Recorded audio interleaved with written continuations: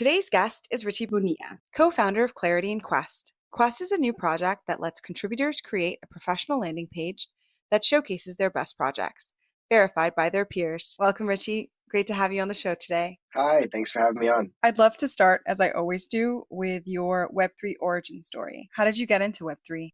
Great question. So I freelanced for 10 years, just shy of 10 years, and I was looking on Upwork and other places for my next gig, as you do, and I ended up coming across a posting for a contract at Techstars for their blockchain accelerator. So they were looking for a design associate, someone who could be in the room, be talent, like free talent in the room to help out their companies. And so I was already interested in crypto, like I had gotten my feet wet, and I really wanted to dive into the deep end. And so I took this role. And over the next 13 weeks, it was the pit of the bear market. So right after Bitcoin went for 20,000, when I was filling out the application, it was like 3,600, and so that was a very interesting like time to get into the space. And we spent the next 13 weeks just like getting the full deep dive and immersion into everything that was going on. After the program ended, I spent a lot of time working with one of the companies that went through that program. And they were an NFT gaming uh, company and community. And so they had a bustling Discord of a few thousand people. It's the first time I had seen that. The community was very interesting, interdisciplinary. And what would happen, which was fascinating, was that the community members would write Google Docs to propose new things that they could do with the NFTs that they had received from like previous games that the company had created and different things like that. And I just thought that was rad. Like I thought that was one of the coolest things I'd ever seen. And the company would like take on these projects or work with the contributors on to make it. And so like looking back, this looked a lot like a DAO at the time. And so I spent a lot of time contributing to this community, and made my way from there. Like one thing leads to the next. You're in this like community, you're working with different people, different things, and on different projects, and eventually found myself creating tools for doing that kind of collaboration and trying to incorporate um, new technologies into that. And that's how we started to work on Clarity. It was like sort of organically just like, okay, we need some tools to work on this stuff, keep track of like what people have done before, keeps information in one place, but there's just more fluid contribution membership or contributor membership. So how do we solve for that? And that's what led us to like starting to build Clarity, was like in that environment. What were some of the differences that stood out while working for this community? Sure. So one thing that was a big part of the way that projects got done at that time was these like pre-sales. And so the game company would launch NFT pre-sales for game assets that then the players would later be able to use in the game. And so we actually had to design, a gamified, pre-sale experience that sort of was a bit like a game in itself that we would then launch to the community in order to, garner some ETH so that we could actually like fund the development of the game. And that was very different because I saw that the users and what you would call a user traditionally were also contributors, right? They were there co-creating the game. They were contributing actual funding to the game and ideas. They were play testing like versions of the game. And so I felt that the line between like a user and a contributor was much more blurry. And then what I didn't really understand at first was like why people stuck around within this community and why they would like what kept, because as a freelancer, you work with people, but you never really work with them again. Like you kind of like get put in the room with some people, you do something, and maybe you work with somebody, again here and there, but that team never gets like assembled in full. But here we're completely independent folks who are choosing to collaborate over and over again within this one game universe that was being created. And what I realized eventually was that like it's the NFTs that were doing that. So people were, remember, this is like NFTs were like, we had to explain what NFTs were. Like it was a very different time for NFTs. NFTs were like not cool at that time. And so I realized, oh, the fact that these people have tokens, they kind of have ownership over this game universe. And that incentivizes these repeated games where they work together and stuff. And they're looking for more ways to use those NFTs because they've put time and actual money into like acquiring them and adding value to them. And so that, to me, those were like the different areas that I noticed that made me think, wow, there's something really different happening here. And there's a lot of more blurry lines. And again, at that time, we wouldn't have called this a DAO for multiple reasons, but like the word DAO was sort of something different. Like, there were DAOs. I knew people who were working on DAOs, but it wasn't the same thing that it is today. What were DAOs back then? At the time, I didn't understand DAOs. I understood them as this like esoteric governance design thing that I thought was interesting, but I didn't understand how it like actually applied to doing real stuff. I didn't spend like tons of time trying to understand it, but like you would talk to people, they would explain stuff to you, and like in passing, I just never quite got it, and I was like already doing stuff with NFTs and whatnot, so I never really dug too far into it. But I actually didn't understand it at the time, and I thought of it as this like esoteric thing that like was like for governance nerds. I had a similar entry point as well. I got into the space first through NFTs and then DAOs. And I can definitely see that it was probably easier to get into NFTs in the beginning because the utility was quite clear, especially for artists. And then with DAOs, what I was most attracted to it when I like dug deeper was really the use of the blockchain and this, global coordination experiment at the time. But I can definitely see how its mission-based approach could seem a little bit difficult for more people to kind of adopt to at the time. I think now it's much easier. So I wanted to ask, I know that life as a freelancer could also be very lonely.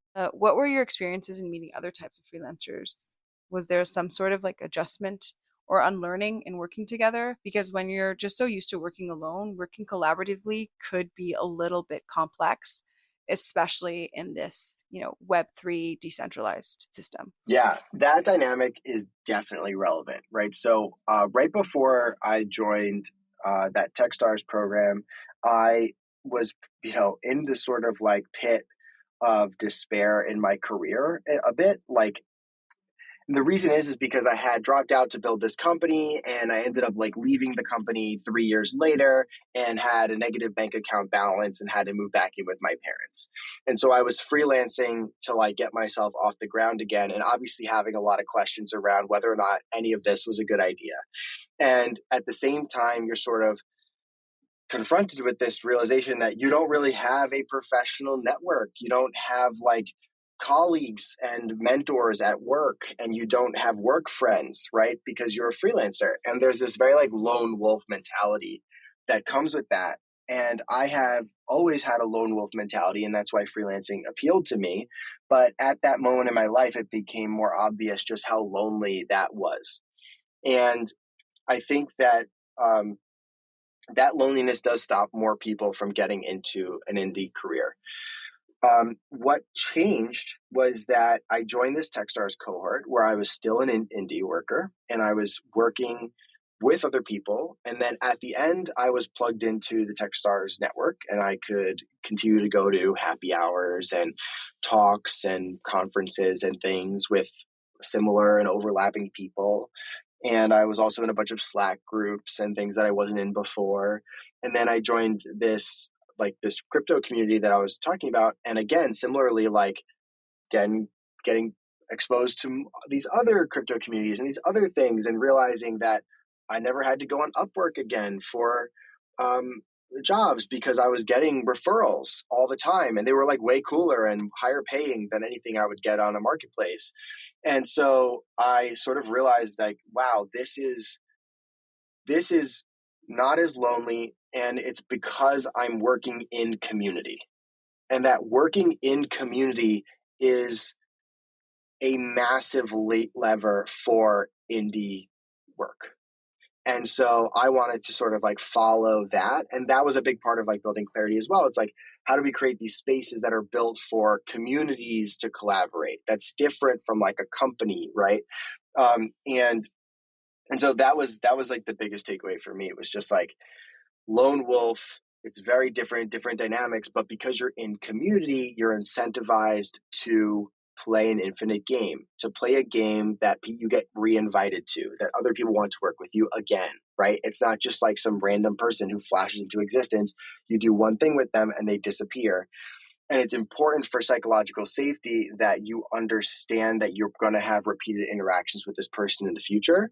And when you don't have the knowledge of potential future interactions, it's much harder for people to create psychological safety in that one collaboration. And I think that working in community is really an antidote to that for people who are on the indie path. When you mention psychological security, do you mean economical or the interactions that you have with other people? I do believe that working community provides economical, safety, but I was specifically referring to like just collaborative safety. Like we feel safe expressing ideas and iterating together. I think that the biggest difference that I've recognized as a freelancer entering the DAO space is that when you're going to pitch a client or a project, you're asked for your portfolio, what school you went to, where you live, things like that. Whereas when you enter a DAO, you're anonymous. Nobody's really asking you for those types of things, and you can just offer to contribute. And the work that you do can lead to maybe better opportunities that you might have not had in your professional life.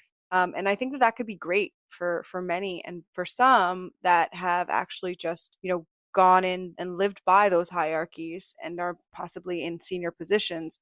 It can be quite humbling and a little bit of unlearning, especially when it comes to, the areas of work and coordinations within DAOs because we're non-hierarchical. Any piece of advice for those that are entering the space, maybe from the corporate world? Yeah, I think that you do need to sort of like put in the reps, right, to demonstrate what you can do on a more outcome oriented basis, right? Where like an employee relationship is more time oriented, where you're sort of like, you're like kind of like subscribing to a salary and a position, if you will, until that is terminated on one side or the other.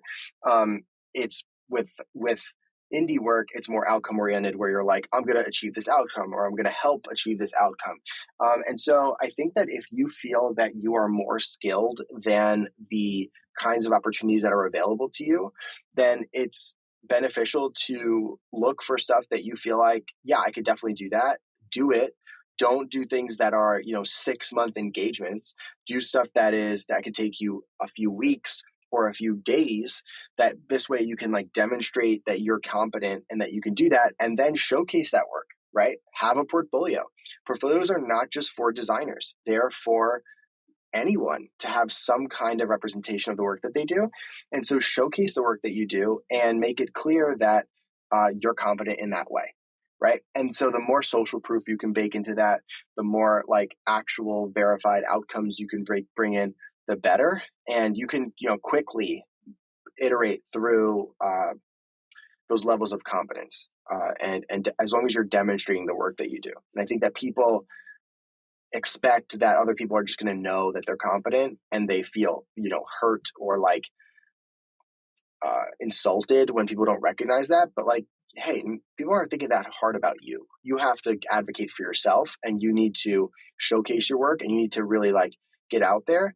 You don't have a brand anymore, right? You're not a blank at blank, right? And if you're not a product manager at Google anymore, so you have to sort of advocate for yourself. You have to learn how to pitch and sell yourself, and be a little bit more demonstrative of your skills than you're used to. And so make that extra effort. But if you can, get out there and do some work that is quick but demonstrates the work that you can do, and quickly iterate through those levels of competence to get access to better and better stuff. I can definitely see from the point of view of a senior level professional how it might not be advantageous to just go into the rabbit hole and spend hours working in DAOs.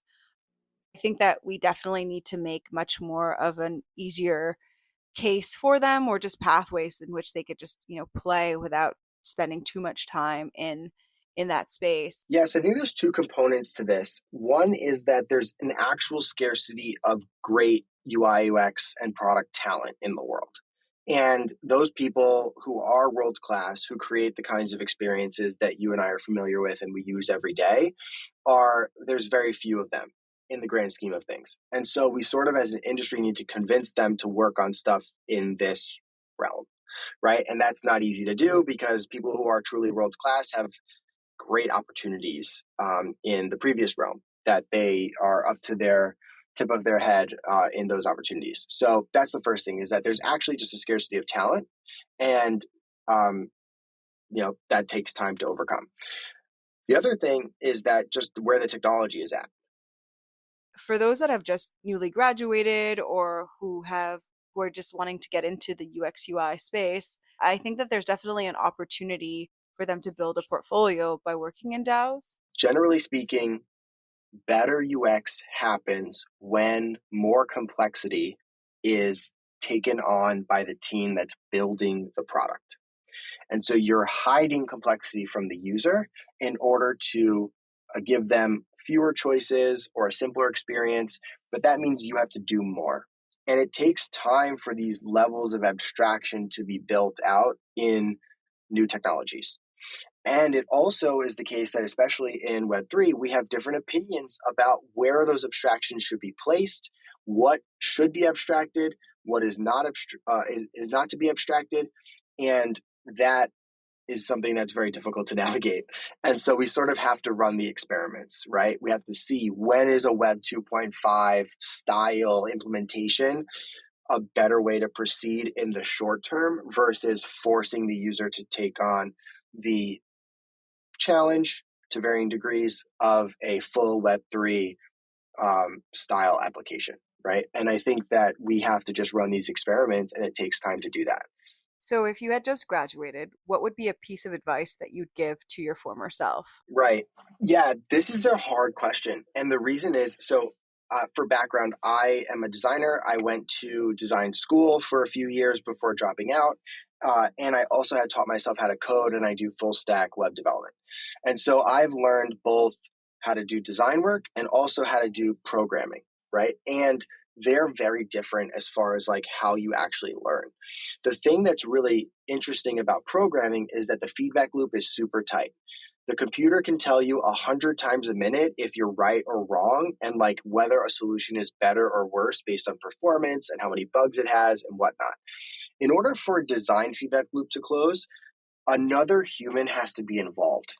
And so I need to show it to a mentor or a superior or just a person who's more senior than me or has better taste than I do or more skilled, and who's also able to articulate the delta between where I am and where I want to get to. Or in my case, often I had to ship something to users and watch them fail at accomplishing the goal or the workflow that I intended, and then have to go back to the drawing board and do it again. And that whole process, it just takes longer than it does with something like programming. And so I think that if I was to advise myself at 20, 21, 22, 23, and I was trying to become a better designer, I would say to link up with somebody who's just better than you, or because they have more experience or because they have better taste at that time, who's doing stuff that you would like to do, stuff that's more like that, right? And because they have stuff that parts of their job in design that they don't want to do, right? Like there's a bunch of like less interesting parts of design work that need to be done in order to assemble materials and whatnot. And so you can help them and they can help you. And I had mentors like that who were much older than me, who helped me with different things, not in UI UX, but in other types of design that I did, like industrial design and interior design, where I learned a ton very quickly. Because they were just a wealth of experience and taste. And so I think that that's the thing. And if you don't have that, that's fine. Ship stuff. Ship small things to real people, get it out there, have them use it, ask them how it went, supervise them while they use it, and be honest with yourself about whether or not it's actually achieving the goal that you set out to achieve. And then iterate and iterate and iterate. But I think that the idea that you're going to sit in your bedroom and just become a better designer by sheer hours spent using Figma is not true, in the same way that it is true for programmers who can just sit and run code and run code and run code and actually tangibly get better at what they do. I think that for designers, it's different, and you need to seek out other humans who are going to be a part of that feedback loop. And I think that that makes a really good case for working in DAOs or in the Web3 space because obviously the compensation isn't the same as market rate. But what you do have is an opportunity to connect with maybe higher level or talented individuals to even get that feedback. I was listening to a podcast that you were in, and you were saying that one of the motivations of Clarity was working on making the internet more accessible. What were some of the gaps that you saw in accessibility that sparked that fire to solve that issue? Sure. So the specific thing that we're trying to make more accessible is working on the internet. So going a indie route, for example. So um, not as specific to just like making the internet tools more accessible, but also just like finding and locating and sustainably accessing opportunity on the internet is what we're really, really passionate about. And so that's my experience working in community by accident, right? Techstars, these early not DAOs, but kind of DAOs, crypto communities, and seeing the difference between that and what I was doing previously, especially when you compare working in community to getting work on marketplaces. That was what really made me think, wow, like if we can make tools that help make working in community more accessible, or even just help make working community happen more often, then that's an environment in which more people can work on the internet and go their own route, right? And that's what we're really passionate about, is like helping people go their own way. And we think that individualism versus collectivism is a false dichotomy in this area, because stronger individuals make for stronger collectives, which then make stronger individuals. And so we really passionate about, disbanding this myth around the lone wolf, or at least encouraging those lone wolves to work together more often. Now, moving on to your current project, Quest. Mind sharing a little bit about it and the problem that it solves? Quest is a simplification of what we've learned from building Clarity, and it's also a way for people to showcase the work that they've done so that they can demonstrate their competence when they do it. And so that earlier and passion statement about having a portfolio is very much expressed here through this product, where you have a socially verified portfolio of work. When you complete a quest, when you complete a project, a portfolio worthy unit of work, you can show that on your portfolio page, on your Quest page, and you can have on there listed the people who helped you and other people who witnessed it, who can verify the quest.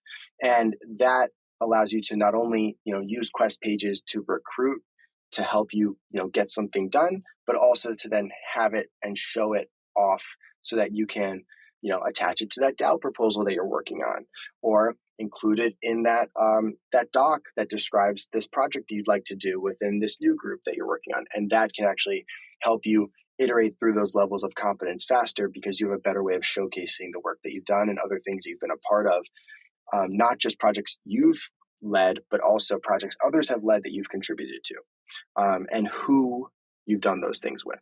And so Quest is really focused on really showcasing the work that you're doing, and helping you garner support for it along the way. And how does verification work? Who verifies team members or the roles that they listed in a quest? Great question. So Quest is used entirely separately from Clarity. It doesn't rely on Clarity, so you don't have to be a Clarity user in order to use it. When you start a Quest, you are operating within a local network, right? So you have friends, colleagues, people that are relevant to the Quest, that are witnessing the Quest.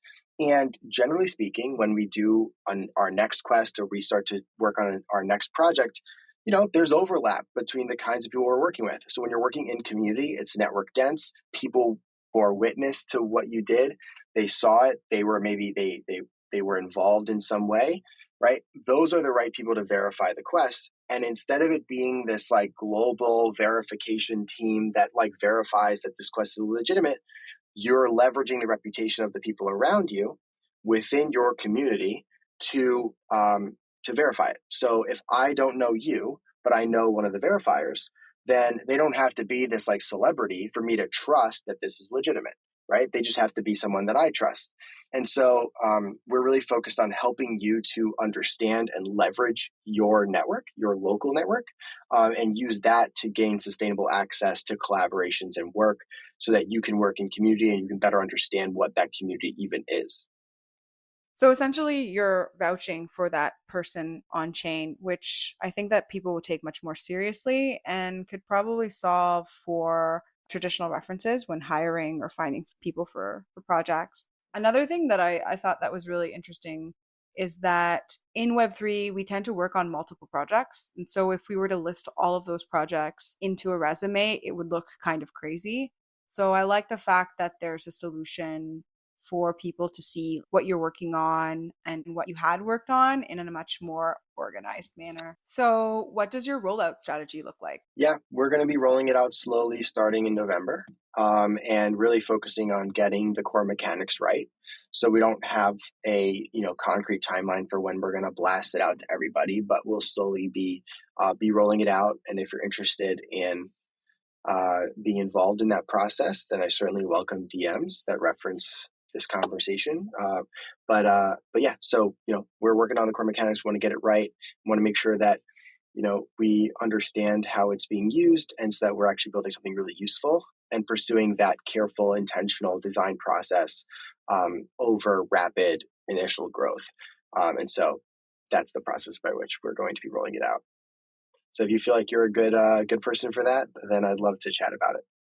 So, I wanted to ask, knowing that we're in the bear, what drives you to keep building in Web3? Yeah. So my favorite pit of the bear market anecdote to share to give some hope to folks who are quietly building right now is during that spring of 2019 when we was working the Techstars program. I had mutual friends who introduced me to Devin and Alex at OpenSea, and these guys were working on OpenSea, but it was not cool at the time, right? Like crypto wasn't cool, and NFTs were definitely not cool. And an NFT marketplace was not cool either. And so, but they thought this was going to be a really important company, and they were full of enthusiasm, and they were building it no matter what, right? And obviously, we know what OpenSea has become today in just three and a half years since that time. But that's my favorite bear market story that I lived personally, because right now there's an OpenSea team that's out there building something, and that thing might not be cool right now, but who knows in the next 18 months where the next hype cycle takes us, and who's really right now that is quietly building and really passionate and really dedicated to that thing. And so if you think that what you're doing is really important, then keep at it regardless of the hype, and be grateful for the bear market for getting rid of all the noise that distracts from the work that you're doing. And so I don't love bear markets because I understand there's a lot of issues and things that happen and people who get forced out of the industry during bear markets. So I don't like to celebrate the bear market.